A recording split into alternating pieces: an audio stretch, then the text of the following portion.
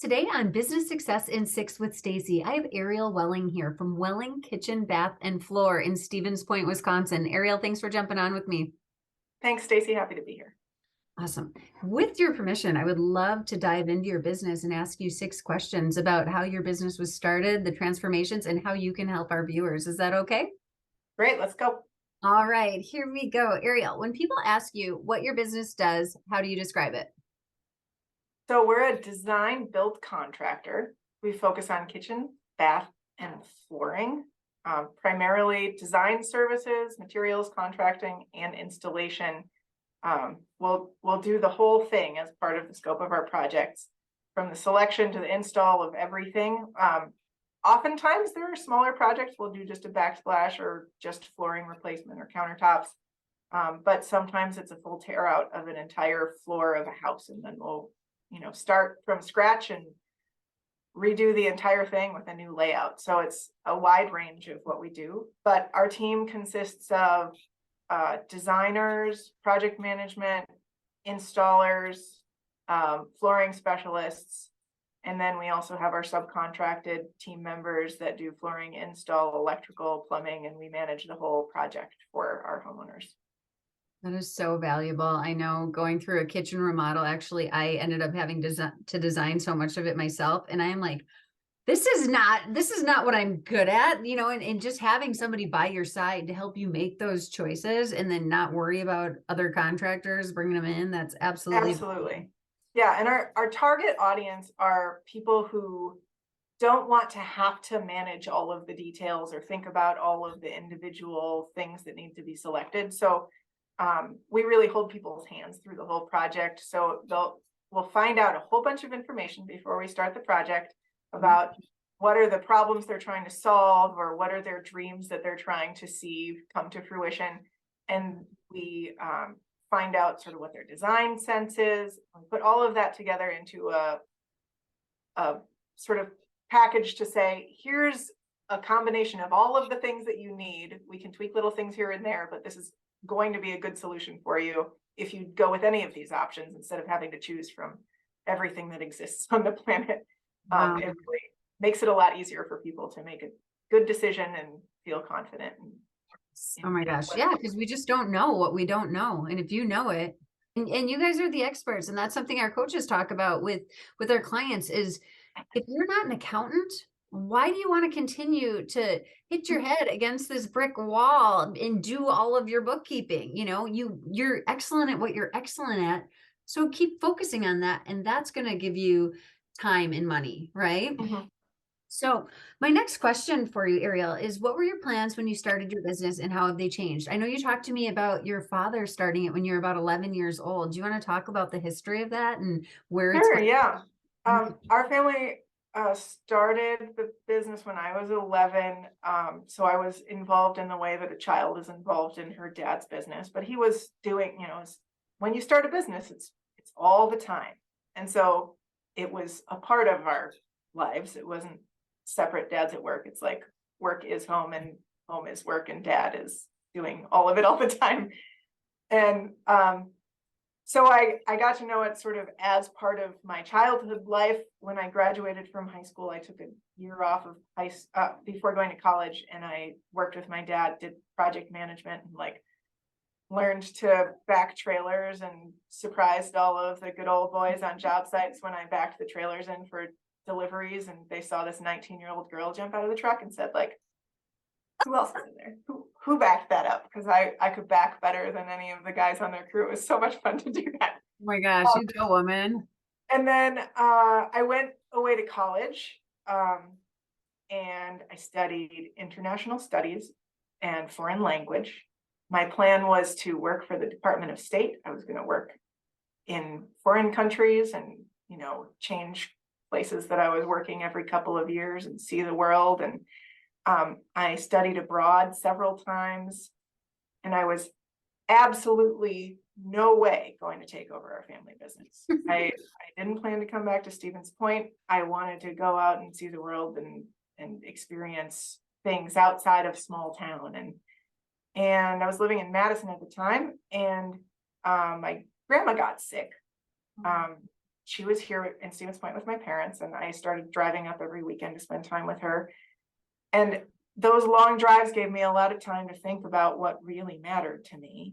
And I decided that being close to my parents and close to the community that I grew up with, that is a really incredible community, was more important to me. And so I decided to move back home. At that time, my husband was a professor.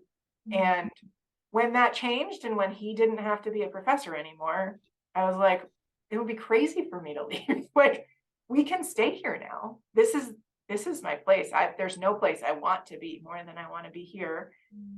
And my dad was trying to find a buyer because he wanted to sell the business, and he almost sold it. And that deal fell through, and I was shocked at the feeling of relief I had when that deal fell through. And I thought, what is this feeling? I don't want this business. I've based everything in my life on the fact that I don't want to take over this business. But why am I so glad that it didn't sell? And, we sat down and had a conversation, and, it just seemed crazy to give up the opportunity that was in my lap. And I had participated in every part of the business and knew how to do it, and knew that I could be successful taking it over, to try to sell it to someone and try to support someone who didn't have any experience with it, to be successful and also not keep it close to home. It didn't make any sense. And so we decided that I would take over the business. Like, now I'm here, and I'm here for the long haul, and I can participate in anything I want that has to be a long haul project. So what we do now is the full service remodeling and design and sale of products for new homes as well. And we're in a good place for what the market is right now and what we want to be doing right now. And who knows what the market will do in the future, but we'll adapt to it, whatever it is happens.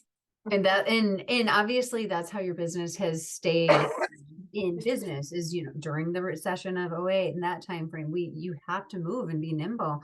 I'd love for you to just bring, I know you talked about the flooring business. Would you just share a little sure. about that quickly? Yeah, so right at the beginning of the pandemic, we had one of our business partners for years and years and years. We've worked with Duraloom Carpets. Stevens Point is a family business. It was a third generation family business doing flooring here in town. Highly respected, and they've done great work for so many people in our community. But the owner, Troy, at the time, had decided that he wanted to retire, and he had been planning for it. But then when the pandemic started, he just said, this is going to be too complicated. I don't want to have to, make all the changes to adapt to these challenges over the next, who knows, at that point, we didn't know how long. He said, I'm going to retire early. And he came in to tell us first person so that we wouldn't hear from someone else, because we've been referring people to him for years. We've been playing with the idea of doing flooring ourselves and working with them really successfully for years and years and years. And when he said he was going to shut down, we're like, oh, well, we'll buy that from you. Absolutely. He didn't have any idea that there was anyone in the community that would want to take over. His kids didn't want to take over. So he came to tell us, and we said, yeah, we've got a warehouse, we'll put it in there. So now we've got our little extension of our showroom in the warehouse with all the flooring. And we need flooring on all of our projects. And we also one-off flooring projects. And it's a really great addition to what we offer. And that's just a great story. And what I like about it, I like it for two reasons. I like it because you show how businesses can work together and be strategic partners. So if there's something that a business owner doesn't want to take ownership of, they can have a really good relationship and refer out. But so we're able to support and realize, okay, there's an opportunity here.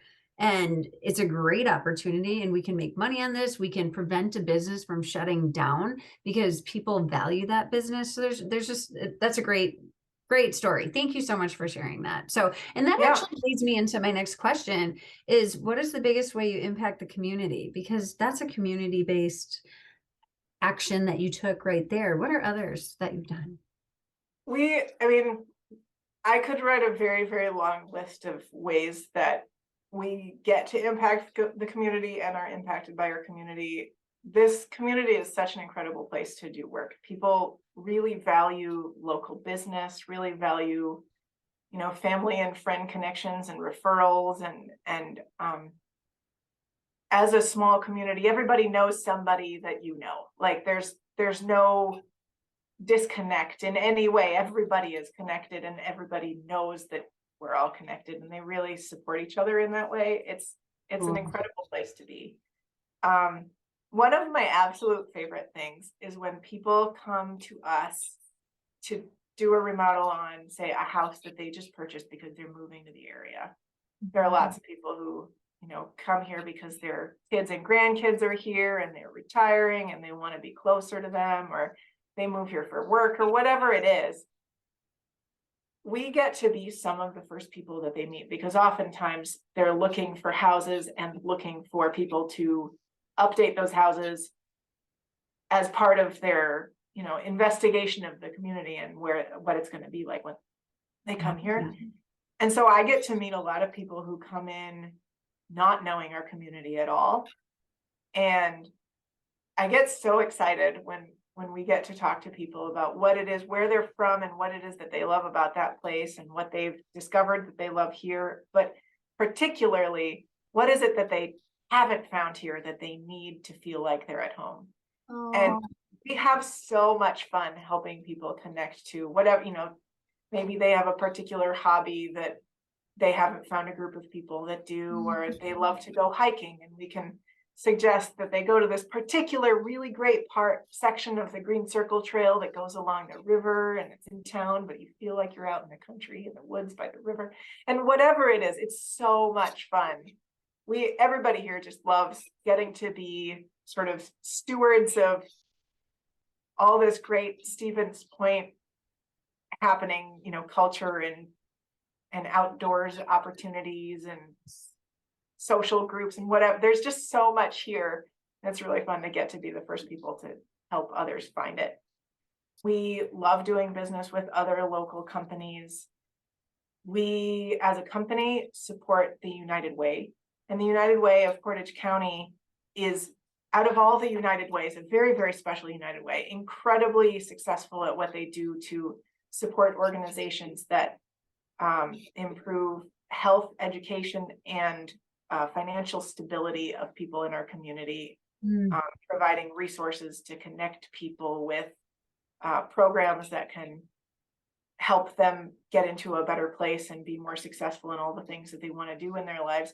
And the United Way gives us a way to support so much work that impacts so many people, that it helps me sleep better at night to know that I can be a part of that incredible organization that's really there. There is no one in our community that doesn't know someone impacted by the work that they do that has not been helped in some way.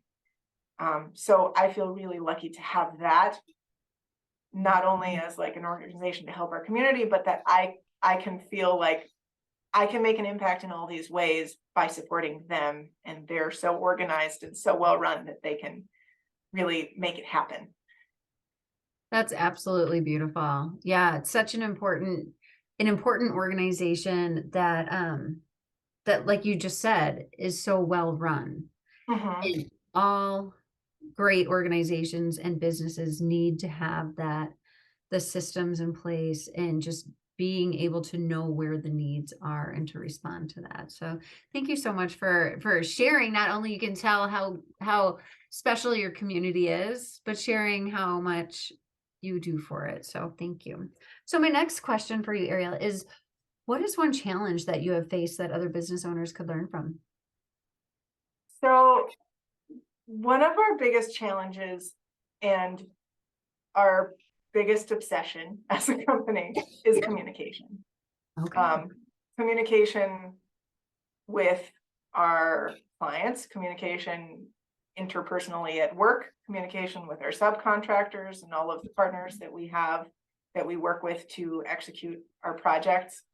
A remodel has a billion moving parts. Mhm. There's so much going on.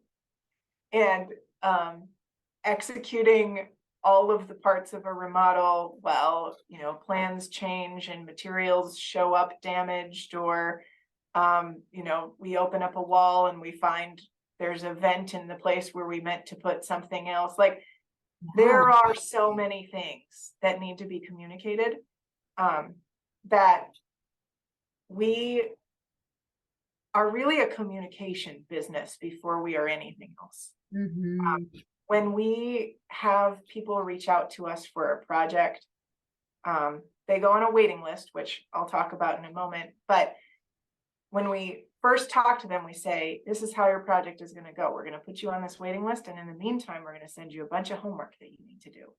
One of those things is read over our customer expectation agreement, which is a novel. It's really long, and people get a little bit annoyed. They have to read it and they feel like it's like us making them read a legalese contract, but it's not. It is a description of the entire experience that we want them to be prepared for.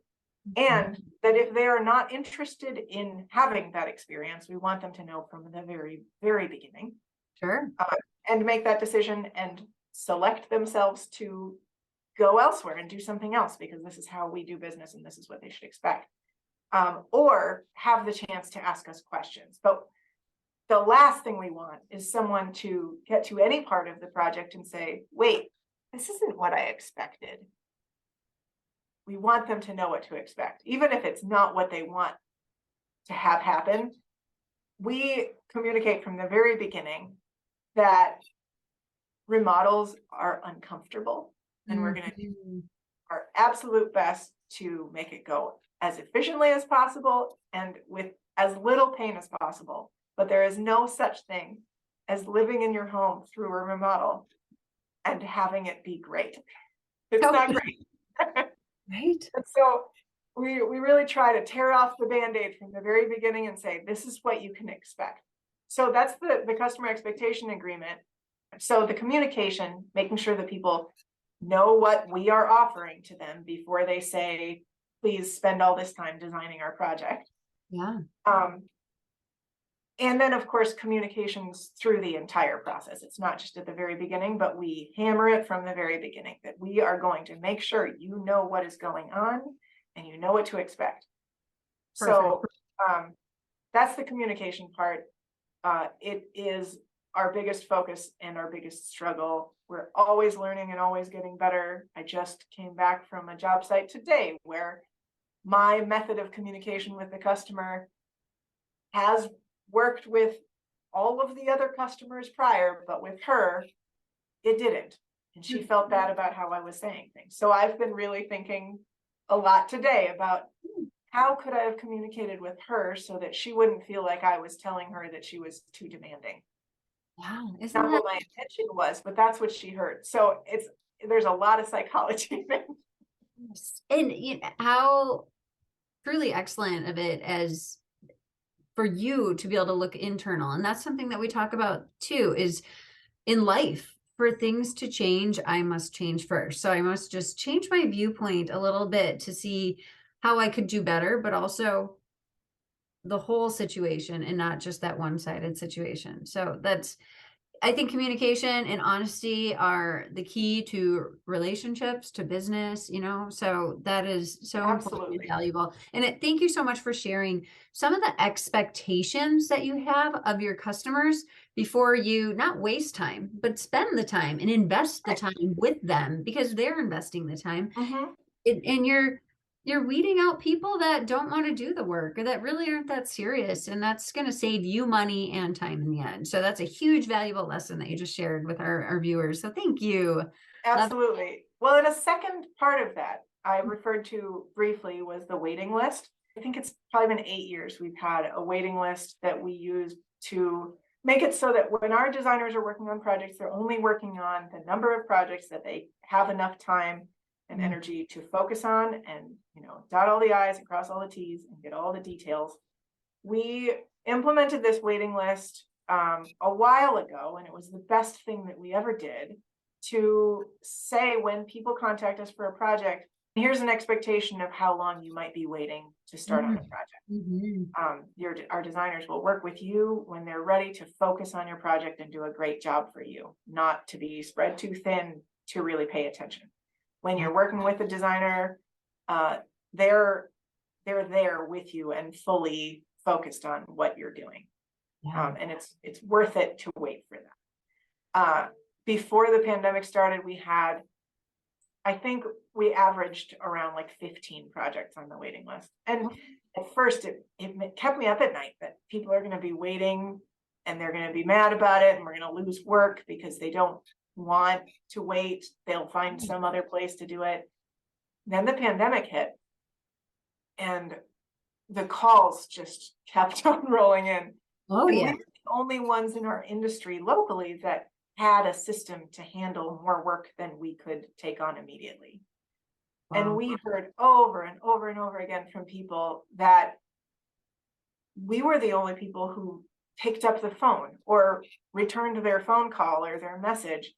And just that was enough for them to say, we don't care how long your waiting list is, put us on it, we will wait. Sure. And that was something when our waiting list was 130 projects and we anticipated people might be waiting for 2 years to talk to us. Right now, the people who are at the top of the list have been on there for a year.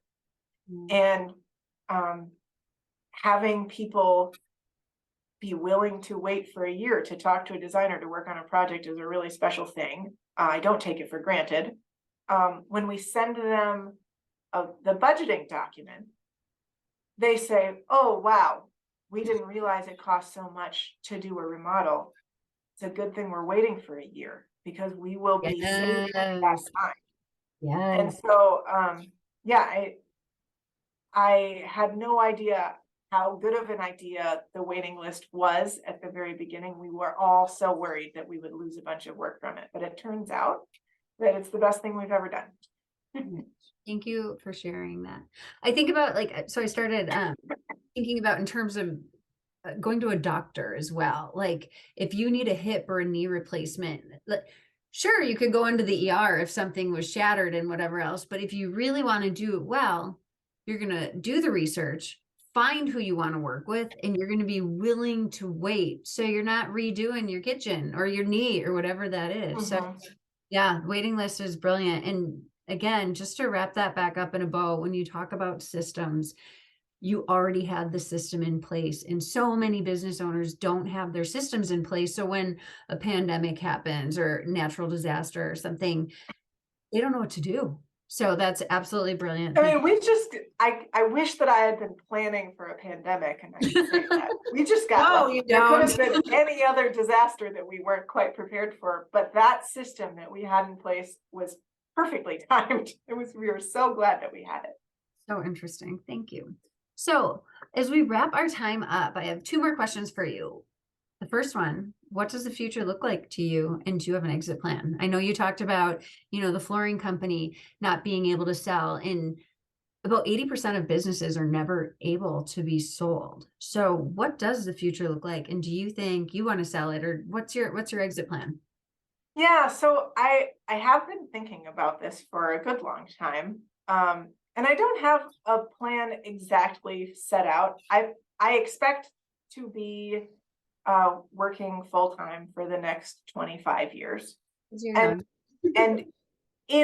because of that, I've got a few ideas for exit plans and I haven't settled on one. And I feel confident that if I'm planning for any of them or all of them, what I'm trying to do right now is create systems that make it so I can step back a little bit from the business and it can run more on its own. And it's become more and more that way even in the last few years, which is really exciting to see. I've considered the possibility of trying to change our business into an employee-owned business. Oh, sure. I've been discussing that with some friends who our lawyers specialized in cooperative business models. Mhm. But also I'm working on just creating the business systems so that if one person wanted to purchase the business and run it on their own, Instead of me, yeah. instead of me, it would have systems in place where they could step in and do that more easily. I'm very lucky in that as part of the transition from my dad's ownership to my ownership, a lot of what we were doing is delegating the work that he had done to other roles and making it so that I could step back a little bit more and look at the big picture. We've got 3 divisions: the kitchen and bath design, contracting, and flooring. And our project right now is to make each of those divisions sort of work as their own business, so that, say, in 25 years, I have an employee who would like to take over part of the business, but not all of it. They could run with the flooring part of the business as its own entity, and someone else could take over the contracting. So it wouldn't be someone who, it wouldn't have to be someone who is ready to take on everything. Yes, absolutely. It just like you acquired and you can also take away, or someone's just really interested in flooring but doesn't want, their dreams are not the same, and that's okay too, right? Yeah, I love that. So yeah, actually, Action Coach defines a business as a commercial, profitable entity that runs without you. And our coaches put a disclaimer on it, is if you want it to. For example, my parents' business, my mom's 65. She's been through open heart surgery. She's left the business part of the way, but she wants to be so back in that. That's her baby. It's been 25 years, and he is, if you want it to. But yes, you deserve to be able to go on that hike or go on vacation or support United Way and serve in other ways too. So thank you for that. And my final question for you, Ariel, is all subjects open. What inspires you most? For the last year and a half, I have also been, outside of work, really involved in refugee resettlement in our area. It started with refugees from Afghanistan who were, they fled when the US exited Afghanistan. There was a big exodus during one very, very chaotic week. And then people were sent all over the United States. A few months later, it was in February, I got a message from a friend who is sort of like the matriarch of the local Indian community, who said, hey, there's a family that just moved to Stevens Point 2 weeks ago. The dad speaks Urdu, which is a language that spoken is similar to Hindi, which I speak. And she had contacted sort of the whole Indian community locally, and said, these people are here, they're new here, they've gone through a lot, they probably could use some help. I went and I met this family and immediately knew that they were my people. You know, when you meet someone that feels like you've known them forever and ever. And I have since then really gotten to know them and spent a lot of time with them and gotten to know more of the wider Afghan community that is recently resettled in Wisconsin.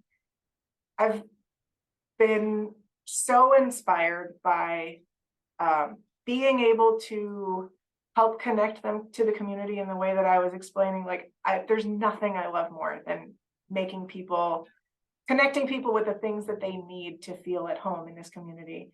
And my language skills that I had gotten in school and studying abroad had always sort of just felt like party tricks in Stevens Point. Like, I don't have a lot of need for.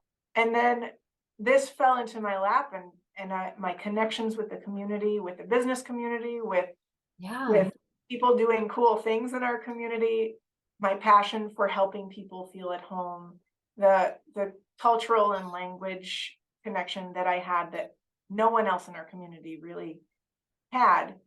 It all just felt like everything came together in a way that I was in the right place at the right time to help this family and a bunch of other families be able to connect with the community, to help the community, this community that wanted so badly to welcome these people and and give them everything that they need, and honor them for all that they've done and lost for the purpose of working with the United States, for the work that they were doing there in Afghanistan. I put out on Facebook in this little Stevens Point Happening Now Facebook group, hey, I met this family and they could use these dishes and their son really misses his little ride-on motorcycle. And I was so overwhelmed by responses of people who were like, let me give you that and so much more. They started sending me money. They started sending me offers for other donations, offers to, you know, help with childcare, whatever, this, that, the other thing. Everyone just wanted to help so badly. And what an incredible joy to be the person who's able to connect people who want to help and do a good thing with people who could use that help. So so inspiring. over the last year and a half, that first family has just, they've done so incredibly well, and I've been able to get to know a bunch of other families and also connect other community members with opportunities to support the resettlement operations. And yeah, it's really, really wonderful to get to know these people. It's also really heavy to know how many people are still in Afghanistan in a really, really rough situation and can't get out. And so now that we've sort of like gotten the basic needs of the people who were resettled from the evacuation in August of 2021, sort of getting their feet under them, and they're here and their kids are going to school and learning English and doing pretty well. Now we've moved on to how do we help their families who aren't here. And I am endlessly inspired by how much people want to help, and how when you give people an opportunity to do something good, they just trip over themselves to do it. And also to see what these families have overcome and what they've done to become a part of this community and really, you know, make it their own. So much inspiration. So beautiful. Yeah. You know, and that's one thing I tell my boys almost every day is everybody deserves to feel safe and loved. And that safety, right? You know, we are lucky to live in the communities we live in. And like you talk about United Way, how, you know, they're helping in your own local community. And there's this whole world of people that are just, they're just not feeling safe. And safety comes down to socially, emotionally, physically, nutritionally safe. And it's so inspiring to see the work that you're doing in your business and what you're doing in your community. Thank you so much, Ariel, for sharing such a big part of your heart with us today. If there's somebody that wants to work with you in Welling Kitchen Bath and Floors, connect with you, what's the best way for them to do so? All of the traditional ways work great. They could call us, they could email us, they could reach out to us via our website. If they want to find out more about what we do, our website has a really great breadth of information about all of the services that we offer and what is important to us. One thing that, it's funny, I haven't even mentioned this to this point, but we also have a big focus on helping people prepare their own homes for aging in place. And we incorporate that a lot into our designs, but also just do, you know, one-off projects if people need help with installing a grab bar or a ramp or something to make it stay in their home. So we've got a big section on our website about that. And yeah, we would love to talk to anyone who is interested in working with us or learning about what we do, learning about our process. I'd be delighted to talk to anyone about it. Such a pleasure with you or talking with you today, Ariel. Thank you again so much for all that information and creating safe environments, even for people who want to age in place. Like, listen to that right at the end. Thank you so much. Looking forward to sending referrals your way and watching your business grow. Thanks so much. It was great. I had a great time. Pleasure.